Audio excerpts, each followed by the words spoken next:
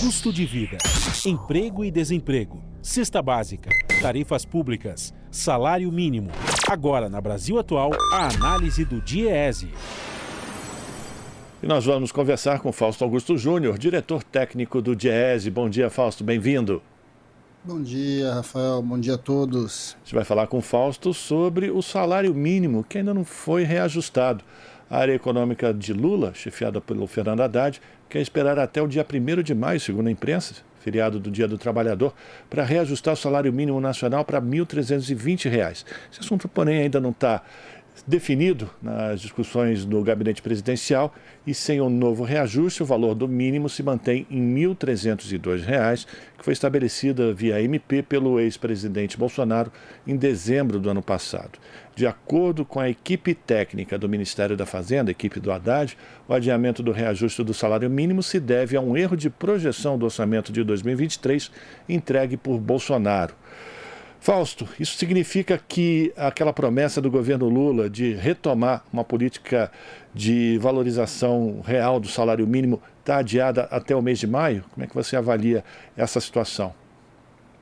Bem, Rafael, nós estamos aí no 10º dia, 10 dias aí do governo Lula, e no meio de tudo isso a gente ainda teve os dilemas e o ataque à democracia no domingo. É claro que tudo isso, de certo modo, atrasa as negociações, as discussões que precisam ser feitas em diversas políticas, entre elas, uma das principais é a política de valorização do salário mínimo. Está marcado para a semana que vem já um encontro entre as centrais sindicais, o Ministério do Trabalho e o próprio presidente Lula, em que a questão do salário mínimo vai ser tocada, vai ser discutida. É importante que o salário mínimo tenha uma política de valorização e que essa política de valorização não seja uma política de valorização anual, ou seja, em que cada ano se discuta, mas que você tenha claramente para todos os atores sociais, econômicos, os trabalhadores em geral, as empresas, o próprio governo, uma política que você saiba todo ano quanto que o salário mínimo vai subir. A legislação coloca que o salário mínimo obrigatoriamente tem a recuperação da inflação e cabe aí sim, por um ato do governo federal, em discussão com o Congresso Nacional e negociação com a sociedade, redefinir esses patamares. O salário mínimo ele impacta diretamente a sociedade como um todo e estão embaixo desse valor mais de 60 milhões de pessoas. Só de dependentes, só de aposentados e pensionistas, nós estamos falando de quase 25 milhões de pessoas que recebem um salário mínimo. Mas o salário mínimo impacta diretamente a vida do trabalhador seletista, ou seja, os trabalhadores da iniciativa privada que ganham o piso. Ele referencia também os valores de salários de trabalhadores de conta própria, de trabalhadores autônomos, de trabalhadores domésticos, principalmente, ou seja, ele é um preço importante da economia. Por isso que o diálogo ele é bastante significativo e precisa ser feito.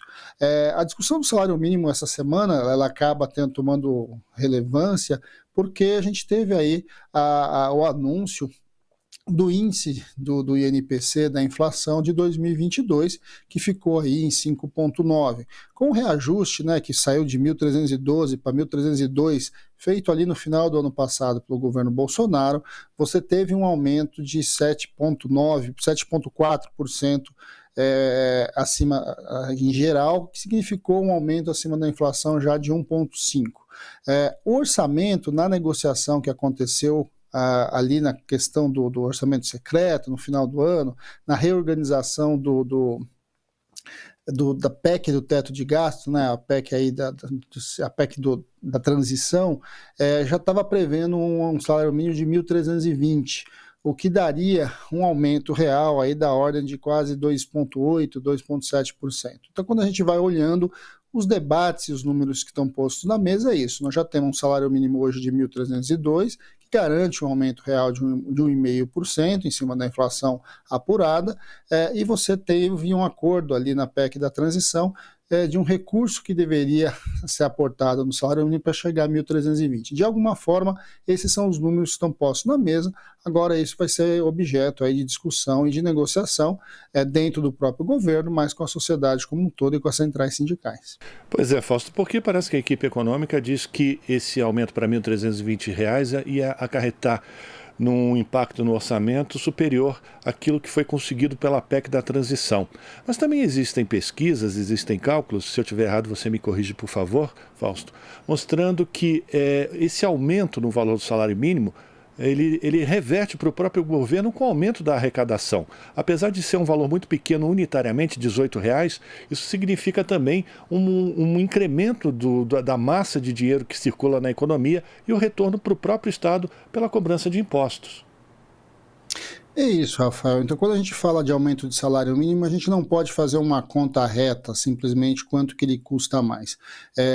Os números anteriores indicavam alguma coisa em torno de um aumento de cerca de 5 bilhões, ali essa diferença entre o 1.302 e o 1.320. Né? O governo está falando agora entre 7,7 e 8 bilhões a mais custando este aumento. Só que essa conta é uma conta direta, ou seja, quanto o governo vai gastar ali com o INSS, principalmente, né, com o pagamento de benefícios, e não traz essa conta a questão de quanto que se coloca mais na economia. Então, por exemplo, se você colocar os chamados 1.302, está jogando na economia cerca de 70 bilhões de reais a mais na economia. Se você colocar o 1.320, você vai girar em torno de 83 bilhões a mais de recursos na economia. Tudo isso significa o quê? Isso significa, pelo menos ali, a gente estima um aumento de arrecadação tributária, no geral, aí pegando todos os 3 entes, União, Estados e municípios, um aumento de arrecadação da ordem de 8 bilhões. Ou seja, só o aumento previsto no salário mínimo de 1.302 para 1.320, ele aumentaria a arrecadação num valor, inclusive, maior do que o problema aí que o governo está identificando em torno de 7. Agora, é claro, esses 8 não vão todo para o governo federal, ele está distribuído na economia como um todo.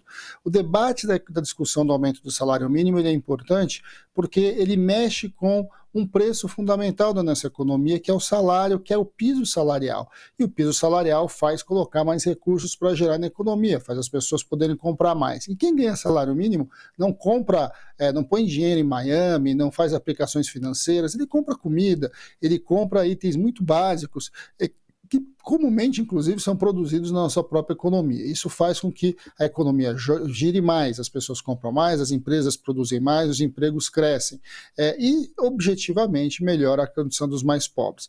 O debate sobre que o mais pobre precisa voltar para o orçamento, de certo modo, é um pouco disso que nós estamos falando. Um olhar mais cuidadoso com relação à questão do salário mínimo passa por compreender que a questão do salário mínimo não é só uma questão de custo, ele é uma questão de oportunidade econômica que vai gerar mais economia, que vai fazer a economia crescer e que vai também gerar mais arrecadação para o próprio Estado. Agora, Fausto, esse encontro que você está falando para a gente que vai acontecer com o governo federal, centrais sindicais, enfim, ele pode já definir as formas ou as regras que fariam, enfim, a organização dessa política de reajuste real do salário mínimo. Isso precisa passar pelo Congresso Nacional ou o presidente Lula pode estabelecer isso por decreto? Não, são duas coisas diferentes, né? Assim, você começa um processo, como aconteceu no primeiro governo, um processo de negociação. Qual vai ser a nova regra do salário mínimo? O salário mínimo vai subir pela inflação, mais o PIB de 2 anos, mais o PIB per capita, mais o PIB de 5 anos. Qual é a referência da nossa economia que deveria criar uma política que garantisse que todo ano o salário mínimo fosse valorizado acima da inflação? Vamos lembrar que com o fim da política do salário mínimo no governo Bolsonaro, basicamente o salário mínimo ficou estagnado na recomposição inflacionária. Aumentar o valor do salário mínimo é algo importante. E agora, é claro, essa é uma discussão da sociedade, porque é um preço significativo da nossa economia. Essa negociação ela acontece e aconteceu naquela época entre o movimento sindical, o governo, e aí você vai estabelecer esses parâmetros, né? Na verdade, é uma fórmula. Uma fórmula, uma vez estabelecida, ela precisa virar um projeto de lei. Esse projeto de lei ele vai para o Congresso Nacional, e aí é lá, certamente no Congresso Nacional, que essa discussão é feita, né? O Congresso Nacional é a casa das leis, é uma política que se transforma numa lei, então não é um momento específico, ela vai se transformar numa lei, e essa lei deveria nortear tempo definido ou de maneira indefinida as regras de valorização do salário mínimo. A própria MP, né, que foi o que o Bolsonaro mandou para o Congresso Nacional, dos 1.302, ela é também votada pelo Congresso Nacional. Então, o Congresso Nacional sim se posiciona, é a casa do povo, é a casa das leis, e de alguma forma este acordo, que é um acordo social feito entre o movimento sindical e o governo federal, pode e deve se transformar numa medida provisória num projeto de lei e vai ser sim discutido na Casa Legislativa. Perfeito. Agradecer a participação de Fausto Augusto Júnior, diretor técnico do Diese, falando aqui sobre a situação do salário mínimo na primeira semana do governo de Luiz Inácio Lula da Silva e a expectativa para os próximos anos. Fausto, muito obrigado pela tua participação, um abraço para você, a gente continua em contato. Um abraço, bom dia a todos novamente. Bom dia. Falamos com Fausto Augusto Júnior aqui no Jornal Brasil Atual. Estamos apresentando Jornal Brasil Atual. As notícias que os outros não dão.